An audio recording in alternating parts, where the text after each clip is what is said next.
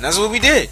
And now, every so often, I look back at my life and I'm like, man, if I had known it would have come to this, I might have stayed in that shit. And then got in that Brazilian jiu-jitsu. You know what I'm saying? And Royce Gracie. And fucking this shit. He crazy. I'm scared just like him. He can put you up in anything. Like he can have his arm back here and he will lock you up. And that's crazy. I'm like, man, don't touch me. Yeah. Oh, combo night. Oh my god. Okay, so combo night states, Saki is right. It's what you perceive in your childhood as influential. Sonic still inspires me to run. I'ma tell you, dog. I even to this day still have these dreams every once in a while that I was the fastest motherfucker on the planet. And in my dreams, I would always run down a hallway. And in this hallway, all I hear is, you know what I'm saying? And I was just happy as fuck because I know I'm running faster than anytime I've ever run in my life. And it was always Sonic that made me think that way. Like, I was always inspired by shit as kids. Sonic, Mario Brothers. I don't know why Chrono Trigger inspired me, but Chrono Trigger inspired me too. Nigga thought he was Magus for a little bit. Hell, I thought I was Piccolo for a little bit on motherfucking Dragon Ball. Right. It happens. Quado got nothing on Saki in his dreams. That's hilarious. Did Crim just die? Yeah, Crim's probably went to sleep. He probably went to sleep. But yeah, man, like I ain't gonna go into those stories. They're pretty embarrassing. But when I was a kid, man, I was living a real life role playing game. From the moment that my fucking hands touched The Legend of Zelda, I knew. God. The Legend of Zelda, the first one on Nintendo. From the moment my hands touched The Legend of Zelda, I was like, man, dog, imagine if life was really a journey like that. You know what I'm saying? When I was like, when I was 8 years old, I lived in Germany, in Kaiserslautern. And wait, you lived in Germany? Yeah, I live in Kaiserslautern, Germany, aka Darmstadt. Yeah, I lived there for 3 years. But when I was 8, I was 7, about to be 8, and it was Christmas. My stepdad had bought a whole bunch of stuff, you know what I'm saying, for Christmas and stuff. And I had this backpack, and he bought me like little army toys and stuff like that. And at that time, I was playing Metal Gear, the first Metal Gear on Nintendo. And I was like, yo, I got this backpack. Found me a water gun, and I would say out loud, I got a water gun. And I put that shit in my backpack, right? Then my dad used to keep MREs down in the basement of our apartment. So I go down to the basement and I look through the shit and find me an MRE, and I said, I got rations. Put that shit in my backpack. Yo, we used to have these things called Play School Pipeworks. I don't know if y'all know anything about those. But there's this little like you can build like little forts and stuff out of them shit. And there's this little solid piece, and I would pretend like that was a mine. And I said, yo, I got a mine. So I put that in my backpack. You know what I'm saying? And I just go out in the woods behind of our apartment complex, and I would just set shit up and pretend like I was that nigga in Metal Gear. I was Solid Snake, the black Solid Snake. And I'd just be like on my little fake walkie-talkie and shit. Well, it wasn't fake, it was real. I'd be on my walkie-talkie calling back to my sister at headquarters like, yo, I'm trying to find Big Boss. Where's Big Boss at? Like, I role-played my ass off as a kid. I did that for Metal Gear. I did that for Zelda. And when I say role-play, I'm talking about I made sure I had props. You know what I'm saying? I did that for Mario Brothers. We used to pick mushrooms, nigga. I did that for Sonic. We used to have these little these gold ring frisbee type deals. I had to pretend like they were rings and shit. Man. Yeah. Nah, me and my brother, when my brother was he was like 12 and I was probably 6, and it was around the time where Donkey Kong Country came out for the Super Nintendo. And it would be me, him, and my little sister. My little sister would be Dixie Kong, like, you know, just give us food when we get tired or whatever. Me and my brother, we would run from down. We had woods in the back. Yeah. So what we did, we would run. We would just jump around in the woods, playing like he was Donkey Kong and I was Diddy Kong. So we just boom, boom, boom. We had went to the house. Every time we get to one house, and we was like, it was like a checkpoint. So we Yeah. go back to the house, get something to eat, go back to our checkpoint, and continue what we was doing. So, wait, what? Oh, I can't. So you're saying you was a monkey? Yes, I Yeah, am Naruto. black. Yeah, Naruto's black, man. I'm mixed, so I guess that counts. Man, I remember the first time I built a bow and arrow. I thought I was a shit. The first Never time, not even mind. the first time I built a bow and arrow out of fishing line and God knows what else I did. And I shot that makeshift arrow at a tree and that shit stuck. I was so fucking proud, dog. I was like, yo, this was during my Secret of Mana times. I started making all kinds of fake weapons and trying to make them real. Like, we had a hockey stick. My boy had some metal and some other shit. So we tried to melt the metal down and mold the metal on top of the. It was like some sort of metal plastic something. I can't remember what it was. We put it on top of the hockey stick. We cut the hockey stick up like a sword. Put the metal on top of it and on the bottom of it. Hammered it down and shit to try to make it look like a real sword. Built a hilt. Made some. Took some. You know that the rubber tubing that goes inside your tire, the inner tube. Found some inner tube. Cut that shit up. Use that as a handle. Dog. I think we spent like a couple of days making that sword pretty, man. It wasn't pretty, but we thought it was. We thought that sword was the shit. We take it out to the woods and we'd be chopping down branches on trees in the woods with it. Yeah, we the shit. Yeah, dog. I made a spear. My very first spear I made out of a mop. Fucks with me now. I went to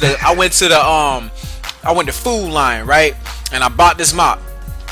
And we brought the mop back to the house and we stripped the little green shit that's on the mop off. We stripped that shit off and we taped the mop all the way up to make sure it was reinforced so it wouldn't break. You know what I'm saying? We put electrical tape thinking that shit was going to be the shit or whatever. We took the mop head, the metal mop head, okay? You take the spring off the metal mop head and you take the little clip off the metal mop head. And all you've got is a little T-part. We take that T-part. Oh my God, I can't believe I'm going through this. You take that little T-part and you turn it so that it's sticking outwards, right?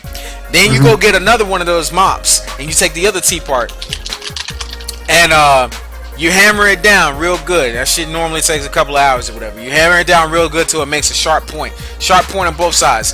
You put the springs back on to hold the two things together, and you take some nails and you nail it in there to make sure they stay down. So that way when you throw it, it sticks in whatever you throw it at. And then we put something in the middle to keep it like solid or whatever. Anyway, so after I built this spear, we went to the woods and we started testing it, throwing it and shit stuck in the trees. I was proud as fuck. I was like, yo, makeshift weaponsmith, man. Nah, but you know, like the what are those called? Not spears, but the thing that Scorpion used. I'm gonna let this a spear. Harpoon. Yeah, the harpoon. Me and my brother. I wouldn't say me.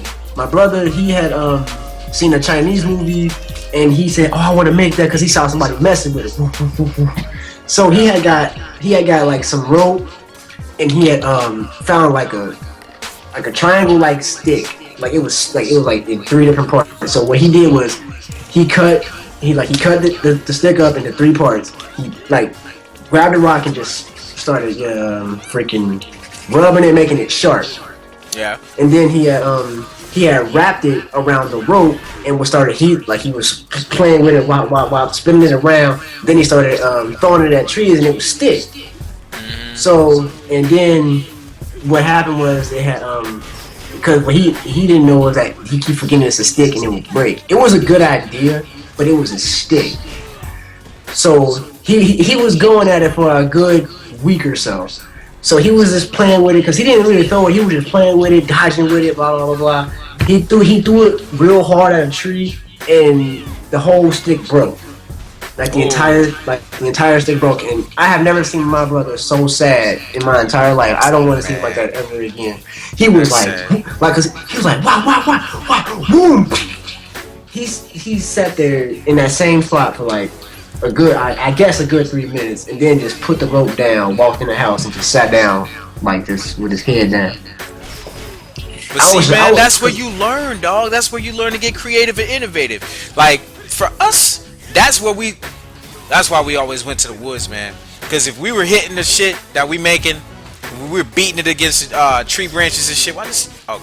Beating against tree branches and shit. If the branches weren't breaking and our tool that we made broke instead, then we started looking at ways to reinforce the tool and make it work better. Was it a waste of time and waste of money? Yeah, hell yeah it was. We did it anyway. Don't know why. I spent a lot of time outside as a kid. I don't know why. I just did, especially in the woods. The woods was fun back then. It was. Now you fucking get. Oh. Ooh. Okay. Next time we have story time, remind me to tell you the story about the red truck in the woods. Red truck. Yeah. The first and only time I was scared of something that I did not believe was human. Huh? Yeah. I was scared of what. In a nutshell, there's a cemetery in the back of our woods, and there's a abandoned house back there. It doesn't exist anymore because they turned that area into a neighborhood. The cemetery is still there, but that house is gone. As far as I know, I think it's gone. But there was also a truck that had no license plate or nothing back there. And long story short, we got chased. And when we came back, and I called Richie's dad. That was the guy we were in the woods with. And Richie's dad called the police, and we all went back to the woods, and they didn't find shit. Whoa! Like that truck was not there. And they went back out there the next day, and they came back and told Richie's dad, "Hey, look, man, there's nobody out there. That area, there's not even tire marks out there. Are you fucking shitting me? There's not tire marks out there?" Yeah, Whoa. That's the first time I thought I got chased by a fucking ghost, and it scared the fuck out of me. That's the only time I thought I ever got chased by a ghost, and it scared the shit out of me. So I don't fuck with ghosts now. I don't. I do not. If that man, I do not. Yeah, but me, I haven't had any ghost experience because I don't really care for ghosts. That's just me. I think they're around. I think there are spirits around, but ghosts like that touch you and make stuff move. Nah, I don't believe that. Nigga, whatever. I believe that if people believe it's real, then there's something that led them to believe that, and it wasn't famine, and it wasn't disease, and it wasn't the plague. Nigga, excuse me. We've been on this earth for a lot less time than this earth has existed. So anything is possible. The universe is greater than you. So for you to discount shit that like it don't exist, you out your damn mind. That's all. That's the way I look at it. You out your mind if you don't think that anything is possible. Anything is fucking possible. Especially after I got chased by that shit. Nah, anything's possible. Blair Twitch. Blair Twitch? No, it says Blair. No, it says Blair Witch. Can't read. That Blair Twitch project. Oh, wouldn't that be sick? Yo, the Blair Twitch project. Yo, if motherfuckers just got cameras and just went on haunted shit, like just regular ass people, just like, yo man, bet this shit haunted. We're gonna take this camera and stream it to Twitch. Let's go. Yo. Like, yo, I dare you to go there. I dare you to go here. I dare you to go there, man. We're gonna stream it live. Okay? Right. There's something happening. Something happened is on fucking Twitch. Motherfucking authorities seize Twitch and shit. Twitch go down for like damn 3 years and shit. Niggas like, what? Right. Oh, NTSRK says somebody did that on Justin TV. Damn, man. Always behind the power curve. Right. And what I really hate is when kids, I hate it when, like, you know, the cyberbullying thing. Man. I hate it when people are like streaming and they're like they're having that moment, that little breakdown, and then people egg them on to do like, you know, like take pills and all this other stuff. I hate that because there's a couple people, Justin TV. There's been a couple people where people have like, you know, committed suicide on live stream. What? People have committed suicide on live stream before. On Justin? Well, there was one kid on Justin, but there was a bunch. I'm just saying, as in general, there has been kids killing themselves on live TV. I don't know. I hear all